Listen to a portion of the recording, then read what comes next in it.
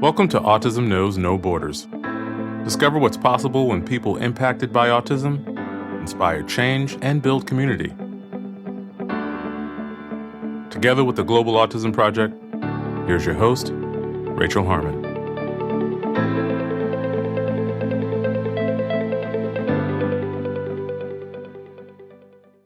Hello, everyone. I have a special announcement. Last week's guest, Joy Johnson, is currently offering free social stories to help children with autism better understand racial inequality and the current protests taking place across the U.S. As a behavior specialist, Joy has also created the Black Spectrum Fund, which allows her to provide services free of charge to Black autistic children and adults. To download her social stories and make a donation to this important cause, please visit joyfjohnson.com. Today's guest is Katerina Cizkova. Katerina is a psychologist and a clinical director at ABA Centrum, an autism center in Prague, Czech Republic. The Global Autism Project partnered with ABA Centrum in 2016. We have since sent 9 SkillCorps volunteer teams to provide sustainable hands-on training. Katerina and I worked closely together last year as she was completing the supervision hours required by the Behavior Analyst Certification Board, or BACB. She is doing amazing work at ABA Centrum, and I am so proud to know her as a partner, colleague, and friend. In this conversation, we discuss the types of services available for individuals with autism in Czech Republic, the potential harm of implementing interventions that are not evidence-based, and some of the ethical considerations to review when designing programs. Katerina is passionate about applied behavior analysis, or ABA. She talks about how she became involved in the field, why she thinks ABA is sometimes misunderstood by parents and professionals, and how she views the changes to the BACB's international credentialing. At the time of recording, on April 23rd, ABA Centrum was closed due to the COVID-19 pandemic. Katerina describes the center's transition to online services and how they keep parents engaged from a distance.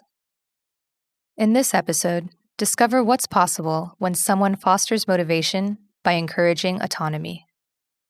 For more information about Katerina and ABA Centrum, please visit our show notes at AutismKnowsNoBorders.com. And now, I present you Katerina Cizkova. Hi, Katerina. Welcome to Autism Knows No Borders. Hi, thanks for the invitation. I'm so excited to have you here because I really admire your work ethic and how dedicated you are to your students, families, and the field of ABA in general. Oh, thank you. It's very easy to be dedicated to such an amazing field and the students and everyone involved. We'll come back to the work you do and the partnership with the Global Autism Project. But first, could you explain the attitudes and understanding of autism in Czech Republic? So I think over the last couple of years, the change has been pretty incredible. Originally, I'm a psychologist, and during my studies, I didn't hear all that much about autism, absolutely nothing about ABA. And I think generally the ideas about autism were very much related to the way it was shown on media. So people imagined either someone who's extremely intelligent or brilliant in some way, or someone who's just screaming and hitting their head against the wall. And not only people who never met with people with disabilities, but also professionals from different fields. And in the last couple of years, also thanks to the whole ABA initiative, and definitely thanks to the parents of children with autism who were getting extremely upset about the lack of services. They were louder and louder, and it was not possible to overhear them, really. Because Czech Republic has 10 million people, and the current estimation is that there is somewhere between 100,000 and 200,000 people with autism, which is a lot. It's not a small community. And the services are absolutely inappropriate, or they were absolutely inappropriate. And now with the issue of autism becoming sort of a celebrity, There were some movies made and articles written about the taboo of severe autism, but also about Asperger's syndrome and some lighter forms of autism spectrum disorders. People started noticing. And now when I talk even to people who never met anyone with autism or they are not aware of it, they know very well of autism, and they are usually also aware of the full spectrum of symptoms. What kind of services are available to children from the moment that they're diagnosed? I think if the families get to the point where the child gets diagnosed, they already are pretty successful, because getting the diagnosis or the official diagnostics is still pretty difficult. There is a lack of practitioners or lack of clinicians and psychiatrists. And usually when the parents get the first suspicion something might go wrong, it can take even a year or a year and a half before they actually get the official diagnosis, which is one of the main problems, because then we're wasting all the time we might be already using for some work. When the child gets diagnosed, there are some options for the families, including some early care services and psychologists who might even have quite a lot of experience with autistic children. But generally their capacities are extremely full. And even the early care services, they can only come to the families once a month for 1 or 2 hours. And there is no official stable network of experts that would be interconnected, that the parent would get not only the diagnosis, not only the code, but also some suggestions, like, here is the list of contacts, you do this and this and this is the way it will work from now on. So most of our parents that we work with, their experience is that they're suddenly standing on a street with a paper stating the diagnosis, and they have no idea what to expect or no idea where to turn to. How are parents paying for services? Is it out of pocket, or is there any funding from the government? Currently, there is no official funding for the services. Some of the services are provided for free, but those are, for example, those early care services. So you get, let's say, 1 visit per month that is paid by the government. Also, if your child gets some official psychiatric drugs, it also gets supported by the insurance system. But there is no support for any sort of approach like ABA. And the families have to pay it by themselves, which obviously is a huge burden for them, because it's not that uncommon that only one of the parents work. The other one has to stay at home with the child. And then with one average salary, being able to afford everything that is connected to the autism, which is not only in our case ABA, but also occupational therapy, physiotherapy, all different sorts of therapies or approaches that the parents want to try because they are desperate to find out what works. That is actually really expensive. Do you see autistic children out in the community, or is there a stigma around having a diagnosis? This stigma doesn't only go for autism. I think that kind of the stigma we have in here around the whole mental health issues, or the area of mental health issues. It is still not perceived to be entirely okay to find a psychotherapist or to go to see a psychologist. And autism belongs to one of the heavier diagnoses, or something we do not want to hear about so much. I think it's still too difficult for some people to become fully aware of, so they prefer to close their eyes. Even some members of my family, when I recommended them a documentary about severe autism, they said they would prefer not to watch it because they don't want to see what's happening. And I understand that it is really difficult. They are not being awful people. It's just really difficult to watch and makes them feel hopeless. I think seeing someone with autism is getting more common, but it is kind of difficult for me to judge because I think I'm already used to the signals. I know what to look for. So there might be some subtle symptoms that I'm observing, I'm noticing, and I'm thinking in my head, this might be someone who has ASD or who has some troubles connected to autism. But it is not common, like you would go to a park or be in a tram and there would be a family with an autistic child that was obviously autistic. If there is someone like that, it is still a very awkward situation, I imagine, both for the family and for the people around them. They don't know how to behave. They are looking at the family. In some cases, they are offering inappropriate advices or comments. That's also the experience some of our families have. On the other hand, a lot of our families, for example, are commuting by tram or by subway, and they mostly have good experience. They are families with children that are not so extremely visible or loud. So they can sit on the chair, for example, or sit on the lap of their parents and look outside of the window. But still, it can be pretty clear that there is something a bit different about them. And the parents said that until now, they didn't really have bad experience, even though people noticed. Sometimes someone asked, and it was all right. So, are children with autism integrated into the school system? There have been attempts to integrate them, growing attempts to integrate them.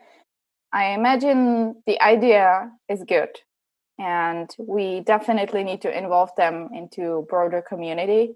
But the system itself is not entirely ready for that because the teachers are not educated well. And there is one teacher for 25, sometimes even up to 35 students. And if there is one or even more kids with special needs that might not even have personal assistants with them, this is impossible for them to handle. So even though the idea might be beautiful and there are attempts to change that, and there are more and more courses emerging for special education teachers and for personal assistants, offering them ways how to work or giving them tools how to work with our children with autism. And I imagine in this point, it is not possible to prepare the whole system at once and then just start it. It already started and we are slowly working on it. We're slowly educating people. We're slowly putting the children with autism amongst neurotypical children.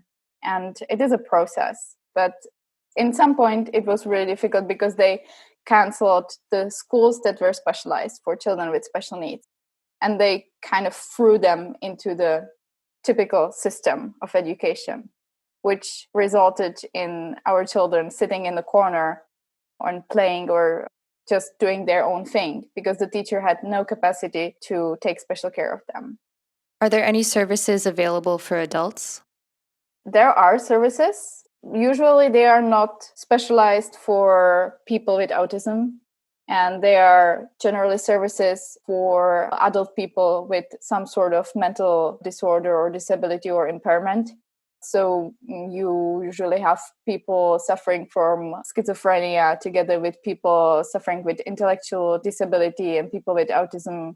And they are providing some protected environment where they can learn some basic life skills, work on their social skills, and attend some group therapies and so on. But mostly they are for higher functioning individuals, I would say. There is extreme lack of really good services for adult people with more severe disabilities. And those usually end up under heavy medication or in psychiatric hospitals, but not living a very dignified lives. Unfortunately, that's the case in many places around the world. People don't really have a place to go, and so they're put in these institutions and forgotten about, sadly. Yeah. One of the documentaries I was talking about that actually was a breakthrough in the field of autism was Children of the Full Moon. It was done a couple of years ago, and it was done by a journalist whose daughter has a severe autism. And he was the first one to talk publicly about how the system is failing those families, that there is no support for them, no financial support, but also no services that could make life a bit easier for them, take care of the child for a little bit. Back then, there was only one residential center for people with ASDs where they could actually stay, where they could actually live. I think the capacity was somewhere around 20 people. They had a huge waiting list of people who wanted to get in. And it was literally not possible because those people were there for their whole lives. I'm not sure how has the situation changed for adult clients by now because I work mostly with children from the age 3 to 9. But I don't think it changed that much. Mm-hmm. We'll be sure to share a link to that documentary in the show notes so people can watch it. I really recommend it. Katerina, how did you begin working with this population? When I started studying psychology, or even before I started studying psychology, I wanted to make sure the job is right for me. I didn't know how difficult it might get. And I wanted to experience working with population with some sort of impairment or disability. So I started an internship at the psychiatric clinics. And I was there for over 2 years. And maybe 6 or 7 months of that time, I was working at the children's ward of the psychiatry hospital. And most of the clients there were children with ASDs and their parents. And I found them incredibly sweet. I don't know. I still can't really describe what is it about our children that is so charming. But they were obviously so sweet, so innocent, so good, and just having difficult times. And so were their parents. They were really dedicated and they loved their children, and they were just really tired and sometimes desperate. And the child psychiatrist I was working with, she was amazing, and she was actually trying to help those families as much as she could. She was talking to them and taking time to let the parents have some free time for themselves. Still, there was not much she could do because it was not even in Prague back then. And I don't think anyone heard about ABA in that small town or at that psychiatric clinic back then. So she had nothing to offer to those parents but some medication for both them and their children to make it a bit easier for them. So even though she really wanted to and she really tried, she didn't have any solution for them. And I felt sort of desperate. I really liked those kids. I really liked those families. And I couldn't imagine working with them. I couldn't imagine telling them every single day, I'm sorry, I don't know what to do for you. What else to do for you? So that was my first experience. And even though I really enjoyed it, I dropped the idea that I would be working with children with autism because I just couldn't find any approach that would make sense to me back then. And how did you get introduced to ABA? That was a complete coincidence. I was scrolling through my Facebook, I think, and suddenly a note popped up from Masaryk's University in Brno that they had a couple of scholarship spots to study applied behavior analysis on the Florida Institute of Technology. I've never heard of applied behavior analysis before. And back then, I was already almost finishing my psychology studies. And I just opened the document and I read a little bit about it. And then I read some more on the internet, and it just sounded a bit too good to be true. And I was wondering, how come I've never heard about this method? How come I've never heard about something that has decades of research and is so common in the US, for example? So I just tried my luck. I applied and I got the scholarship, and that's how it all began. Wow. What are the chances you would have had something land in your lap that you ended up dedicating your whole life to? Right, yes. You might have heard of our CEO, Molly, talk about a passion station. And I love this idea. So I'll just explain for people who are unfamiliar. A passion station is a memory that you reflect on that reminds you of why you love doing what you do. It could be related to a specific person or event. It's something that inspires or moves you. And sometimes in our work, we may feel stuck in a lack of motivation or energy. We may feel tired or burnt out. We may even question if we're on the right path for what we're trying to accomplish. It's in these moments that we need to visit our passion station and fill up, like a refuel of passion. So, Katerina, what is your passion station? I think I have a whole lot of them, actually. There are constantly new ones coming in. One of my strongest ones would be the first client I was fully responsible for. When I started working in the center 3 years back, after 3 months, there was a new family coming in, and they were foreigners and they could not speak Czech. And they wanted therapy for their, back then, 3-year-old child, a daughter, in English. And I was the only one who could speak English back then in the center. So I was suddenly fully responsible for the program and for the girl and everything around her. And she was incredibly sweet. When she came, she could only say basically one word, which was give. And she was saying it to everything. But she had this amazing, huge smile, and she had wonderful eye contact. She was breaking every single myth about autism. She was so social and so cuddly. Even though the beginnings were extremely difficult because she just wouldn't want to leave her mom for a single second. And she was screaming and crying every time the mom tried to leave the room. It only took 3 weeks and suddenly she was running towards the center. She was always laughing so hard. She never wanted to leave the session. And she was this amazing first client where you actually find out how well do ABA principles work, because everything we tried, everything I put into the behavior plan worked immediately. She was such a fast learner. It was like a miraculous progress every single day with her.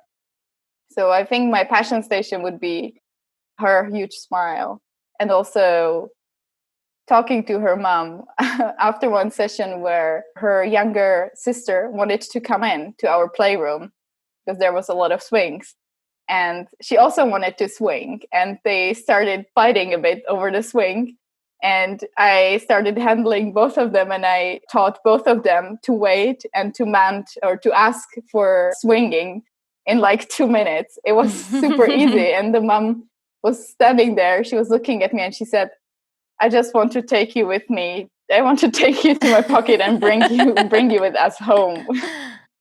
That's a beautiful moment when you can see that the parents have bought in to ABA also, and that they can see the progress in their children. I'm sure all of our listeners can reflect on their own passion stations. Mine is a boy I used to work with when I was living in France. I mentioned him in episode 3 that I recorded with Eileen Lamb. This boy was 6 years old at the time when I met him, and he engaged in a lot of self-injurious behavior. He would hit his head and bite his hand. He was able to make some sounds, but he didn't have any functional communication skills. So I used music in our session to teach him how to make requests. So for example, I would sing nursery rhymes, like the catchy melodies, and leave out a word for him to sing, like row, row, row your. And from him practicing the buh sound for boat, do you know that song? I've heard it, yes. Yeah. From him practicing the buh sound, he was able to generalize it to ball and his favorite bonbon, which is candy in French. Aww. So over time, we saw the self-injurious behavior decrease, and he was always so excited for music time. And every time I think about him, I feel a refuel of passion. And I can also picture his smile, too. And I'm reminded why I love working with this population. I find this absolutely an amazing example of the work we do. Sometimes ABA is viewed as highly structured and impersonal, but then you have to get so creative because you have to be the most interesting thing for the children. You have to be the motivation for them. And you have to come up with something so individual and perfect for them, like exactly this, just teaching them by singing songs. It has nothing to do with some cookbook recipe or cookbook approach. It is an amazing, creative, and fun work. Yeah, ABA has come a long way since the old days of very rigid, structured teaching.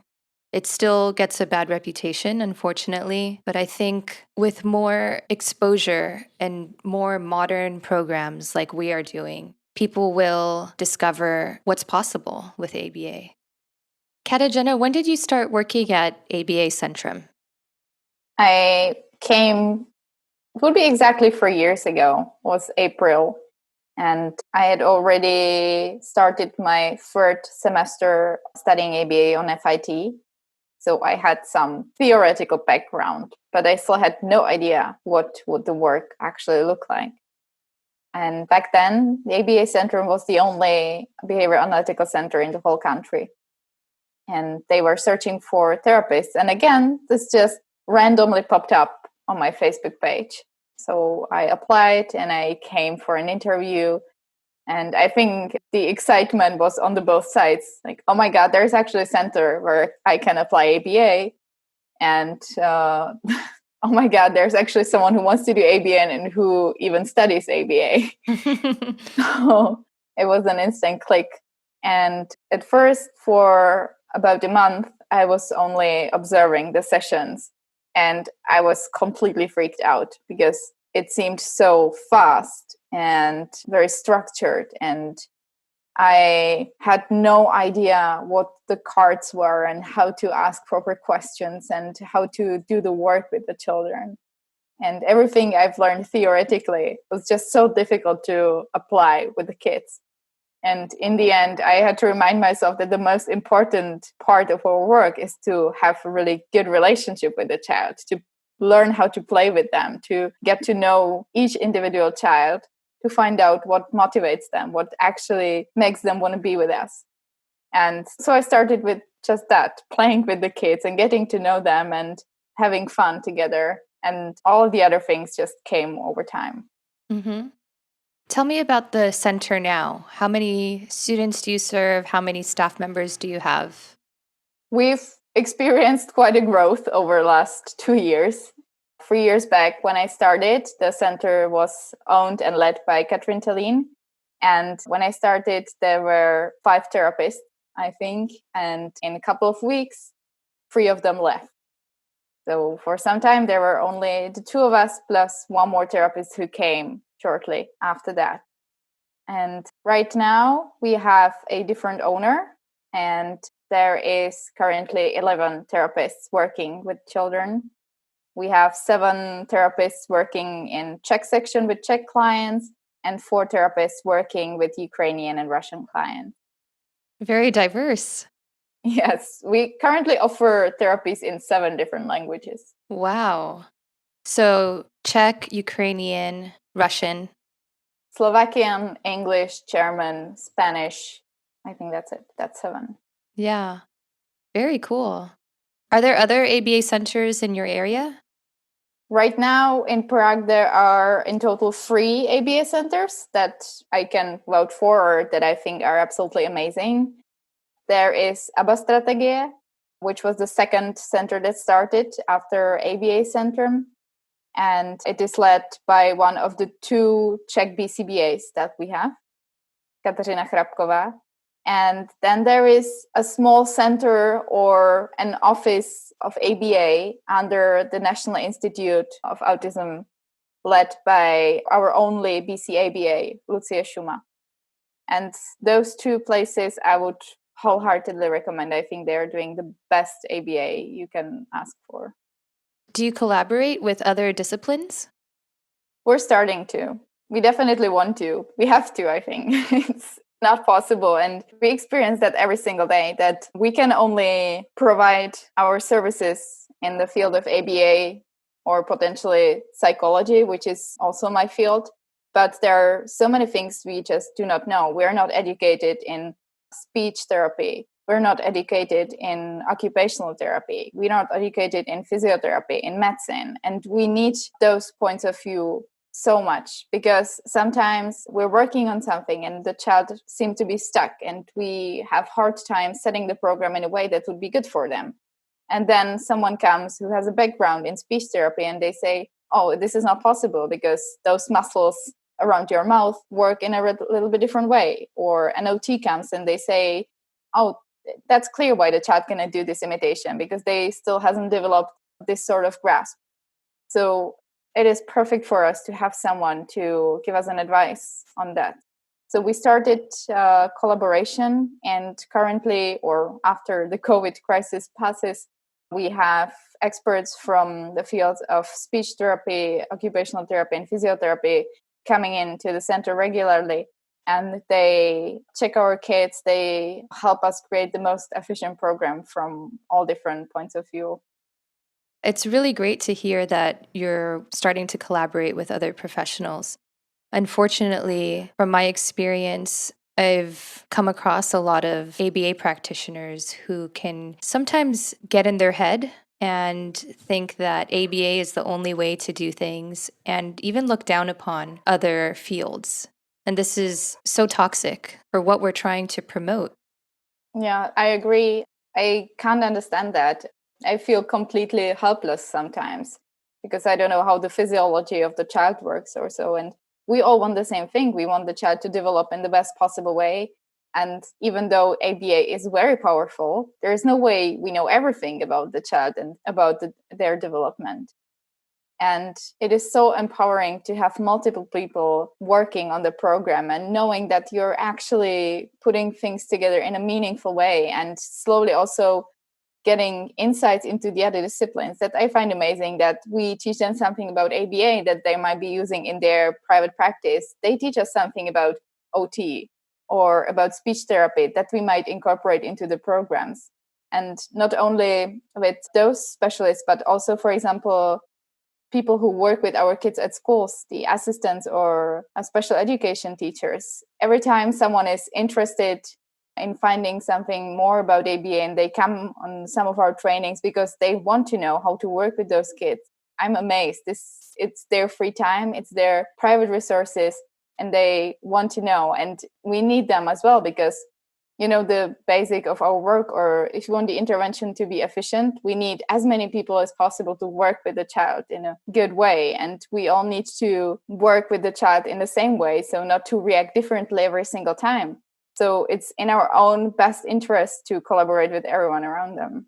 Exactly. I want to talk about the BACB announcement from December of 2019.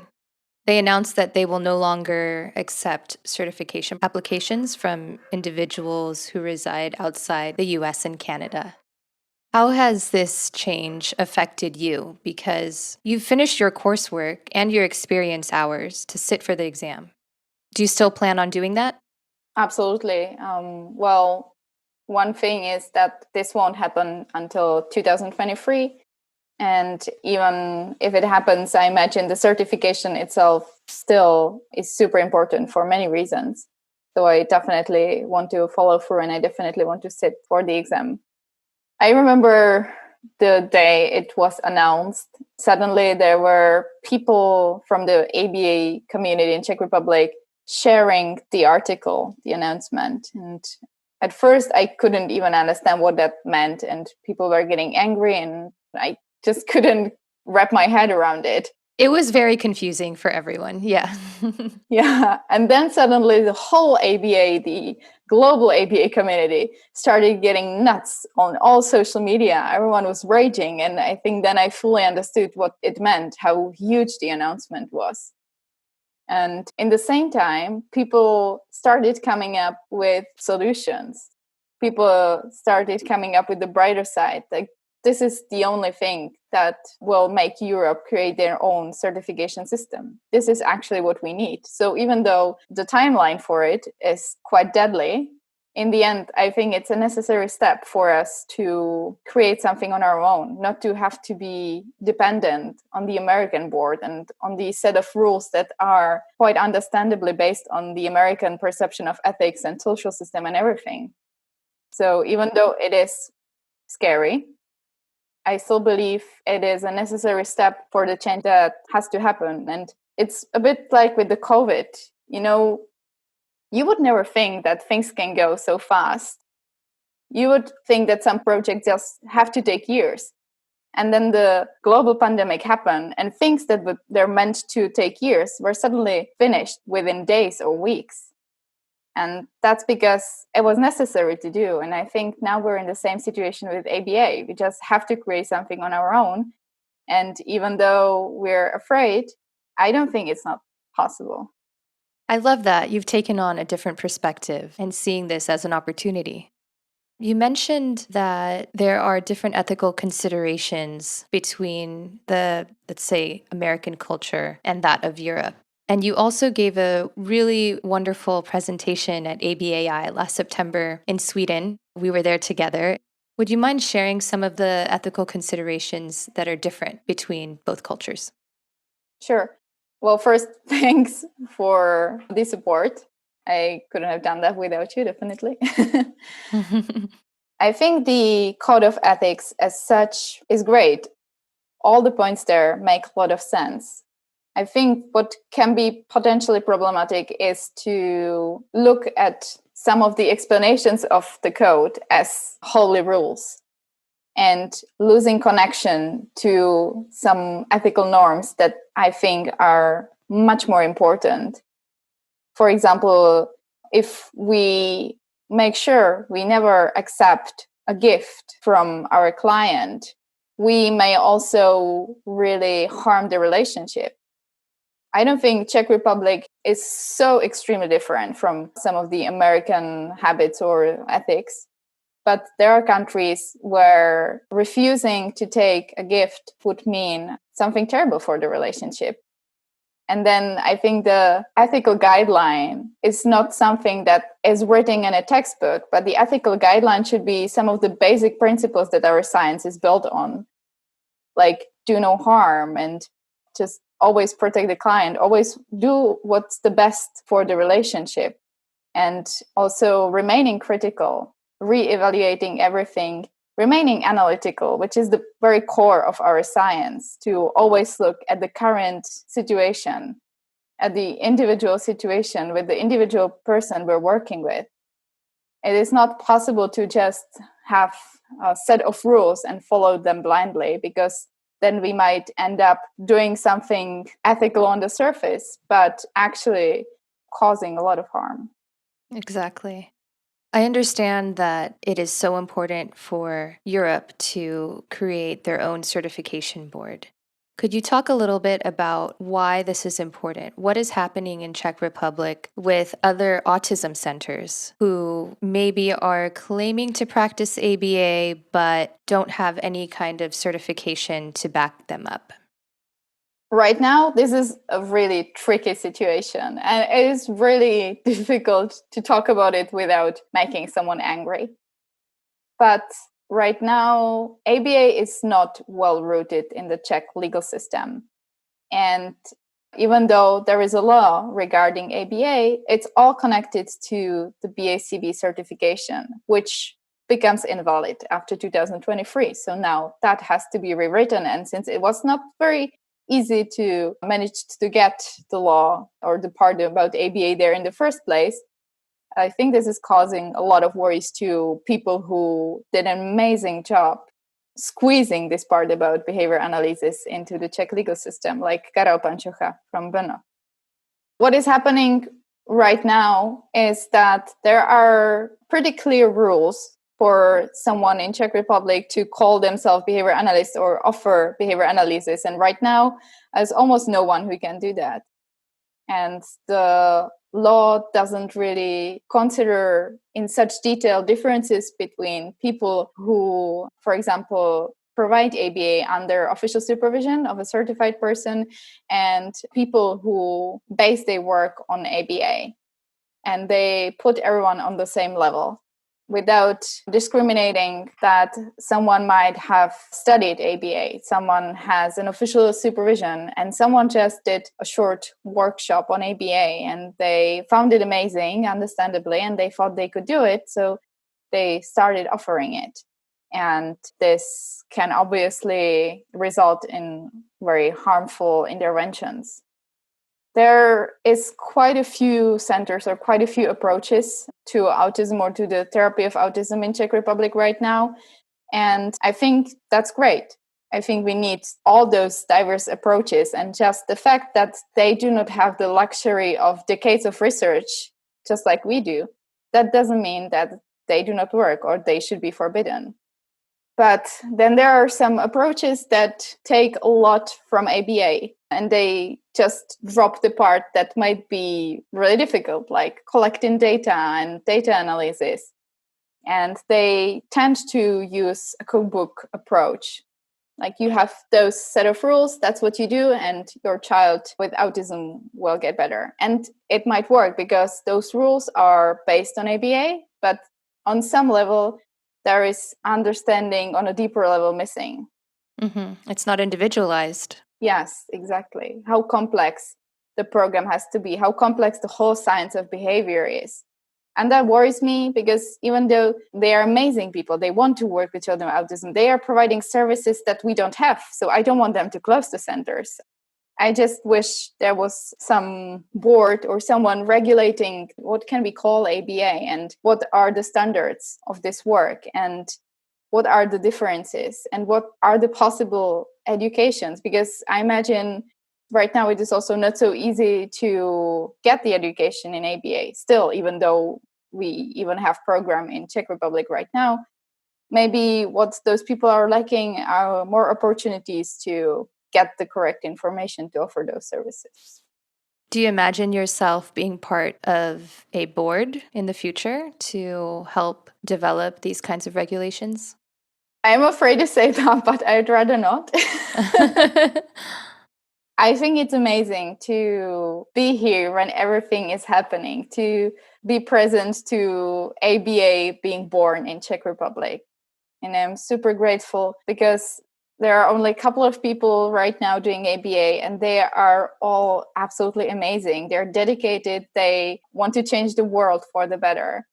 And they are all extremely exhausted. We had a big meeting in December. Around 20 clinicians from the whole country met in our center, and we had this first round, and everyone said, hello, I am this and that, my experience is this, and I'm really tired. And even though our work is amazing because we get instant feedback, we get those smiles and this huge progress of our children, and the parents, talking to the parents is also great. It is kind of a easy way to burn out, to do too much. And I think the center will always be on the first place for me. I always want to take care of the clients in the center and of the families and of the therapists in the center. And I'm afraid that if I go for something bigger right now, I might just also fail the families that depend on me right now. I am excited to see what's happening in this area, and I am very happy to help. I just don't think right now I have a capacity to play any bigger role in the process. Mm-hmm. So switching topics, tell us about the partnership between ABA Centrum and the Global Autism Project. I just realized yesterday I started counting how many Autism Project trips I've met, and I stopped counting in the middle. The SkillCorps trips. Yeah. The SkillCorps trips, yes. So the center has already partnered with the Global Autism Project when I started working there, and they already had one trip before I started. Do you remember what year that was? That was 2017. Mm-hmm. And ever since, I think we've had 5 or 6 SkillCorps trips. And every single one of them, or every single team, was bigger and bigger and more amazing. The first trip was, I think, of 5 people, and the last 2 were of 10 and 9 people. And it was always an amazing experience. There were always 2 weeks so incredibly full of work that after the team left, we all slept for like 24 hours straight. And in the same time, we had really hard time falling asleep because we were so excited to implement all the changes and everything that we've worked on together. So every time it was an incredible portion of inspiration and energy, and also a really necessary support. There are not so many of us doing this work in here, and it's not always very easy for different reasons. And just someone coming in, someone who might be running their own center in the US, someone who might have more experience or different kind of experience, watching you doing your work and saying, hey, you're doing amazing. This is great. That's something you don't even know you really needed to hear until you hear it. Mm-hmm. You're not the first person who said that. Yeah. And how about your relationship with other partners, the Global Autism Project? You went to Global Summit last year in Bali. What was that like for you? That was one of the most powerful experiences of my life. I'm really, really sorry due to the COVID. This year's summit is cancelled, and I still believe that only means that the next ones will be only more amazing. Mm-hmm. Before the summit, I knew about the other partners, and I knew about the countries where Global Autism Project was working, and we did one little project together when we put together a map about ABA and autism around the world for April as the month of autism awareness last year. But that was pretty much it. I had no idea what the people were like. And then suddenly we were all together in Bali, this tiny little beautiful island. And there were, 80 people, everyone wholeheartedly devoted to autism.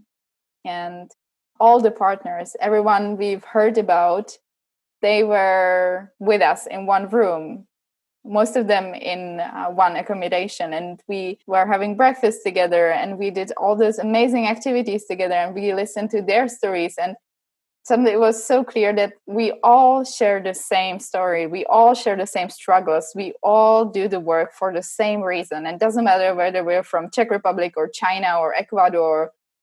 It was beautiful. It was one of the most uplifting experiences. And sometimes I still have a hard time believing that I could be a part of. Mm-hmm. And it's really great that we've kept in touch even through these times when some of our partners have had to shut down their centers. We have our weekly calls, and we're able to check in with each other and support each other through these times. And it's just a reminder of the community we've built. And it's, like you said, it's a reminder that we are not alone in what we're doing. Yes, it is amazing to see all the partners every single week. And even though those are super hard times, again, these people are one of the strongest people and most inspiring people I've ever met. And when I talk to them every week, even though the situation is awful in some of those countries, there is still so much hope and support happening. Yeah, it's very inspirational to hear how people are overcoming these challenges. All right, Katerina, I'd like to go back to ABA Centrum. You run a very impressive parent training program there. Could you tell us a little bit of how you came up with the plan and how it's implemented? Our parent training has been quite a journey, actually. When I started in the center, there was no parent training. We just took the child from the parent and we worked with them because we didn't want to waste any more time. The parents came, the child was already 4 or 5 years old, they were desperate, and we said, okay, let's do it right now. And slowly we realized that's not really possible. For one thing, the parents didn't understand why we do what we do. Why is it necessary? Why do we play so much with the children? Why do they pay so much money for us playing with their children? And in the same time, it only meant that the child would get 4 to 6 hours of ABA weekly, which is very little. And the parents had no idea how to work with them at home. And we realized that training the parents, teaching them how to work with the children is actually the only possible way how to provide those kids those necessary 25 to 40 hours of therapy every week. It doesn't mean they have to pay incredible amount of money for us to take care of their child every single day. It means that we can take those perfectly understandable and highly logical procedures that ABA has, and we can explain them to the parents, and we can create a program for them to help them apply them in their natural setting. And that way they can be teaching every single minute of the day. Because it's really about learning to spot the opportunities and creating the opportunities and providing the right help to the child. Or what we found out mostly is to stop helping the child so much, because they can get so independent just by the parents stopping doing the things for them. And slowly we were developing more and more trainings and adding more trainings. And then at some point we realized there was still one thing missing, which was the motivation of the parents, because we were just another approach that was telling them what to do and what not to do, and they didn't get the why. So we decided to make those trainings fun and to interconnect the community of our parents. We have a waiting room, and before that the parents were just sitting there separately. Sometimes they said a little bit about their life, but that was it. And we set group trainings where the parents find out something about each other, and we have a lot of fun activities, and they will actually try those principles live. Why is it necessary to do this and that? Because ABA is amazing because everything is so easy to show real life, and we can come up with activities where the parents try it in a playful way. They have fun, and suddenly it clicks, and it's like, right, that's why I need to do this. That's how my child feels. And it turned out to be amazing. And the parents are friends by now. So our waiting room is very lively. We have Facebook groups.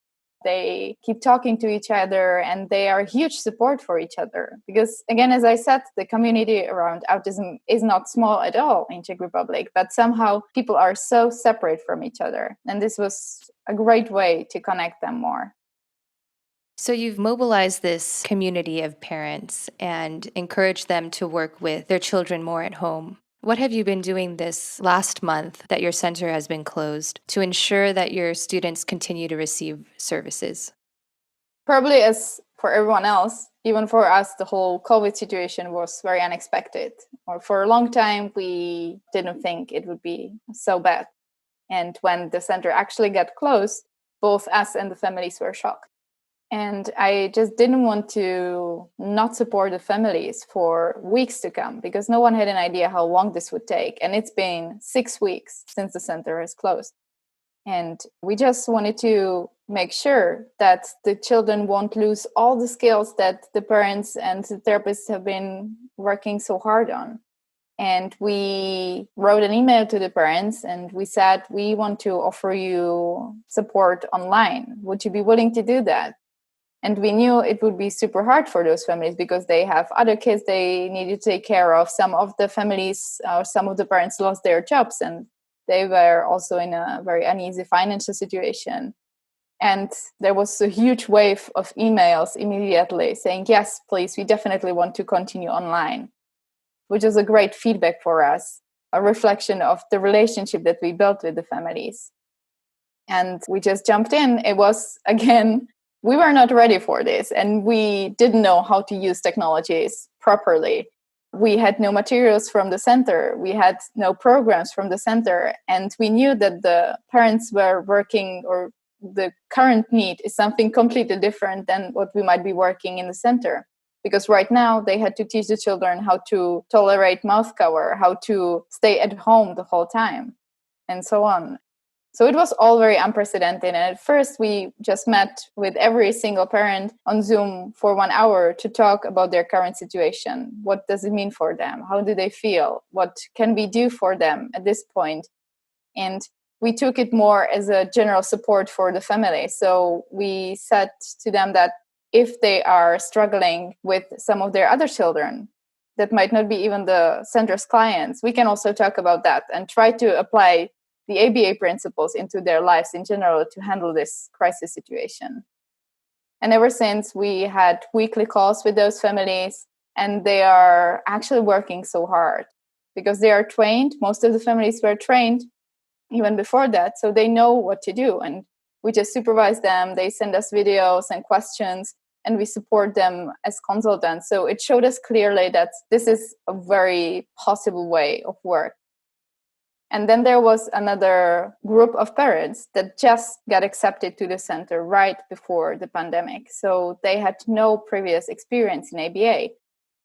They were just really grateful to finally get to the center. And 2 weeks later, the center gets closed. Mm.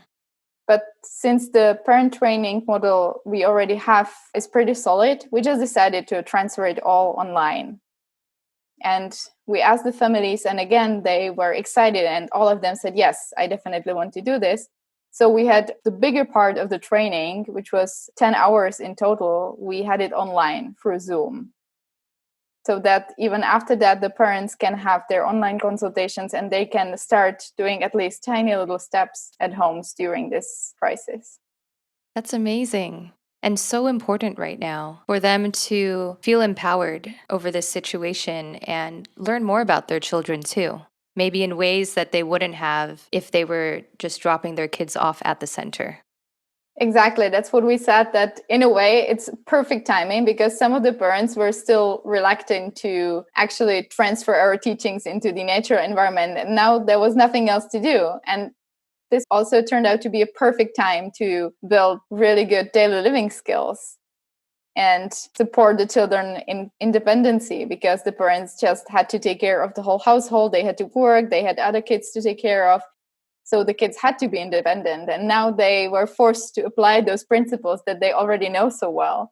And in a way, I think it helped us to move on with some of the skills we might not have so much time in the center, or we would not be even working on in the center. Mm-hmm. And what is the current situation in Czech Republic? You are opening your center again soon, right? Yes, we are reopening in just 4 days. I think we were really lucky, especially when I actually listen to the other partners all around the world on our weekly calls. I always think that the Czech Republic handled the situation really well. And everything should be going back to normal pretty soon. This week, there is a major study going on where they're randomly testing people to see what part of the population already did have the virus. And so far, it seems to be really good. So the estimations are within 2 to 3 weeks, everything should be pretty much back to normal. That's such good news. And just to give a reference for the listeners, we're recording this on April 23rd. So I hope all goes as planned for you and you can open on time. Yeah, thank you. We hope so too. I mean, no one knows what the release of those rules will cause, but by now, I think we're pretty confident that even if we have to go back to the online version of our center, we can definitely handle that. Mm-hmm.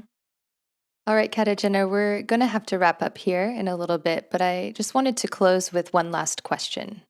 Do you have any advice for other supervisors who may be struggling at this time to keep their team morale high?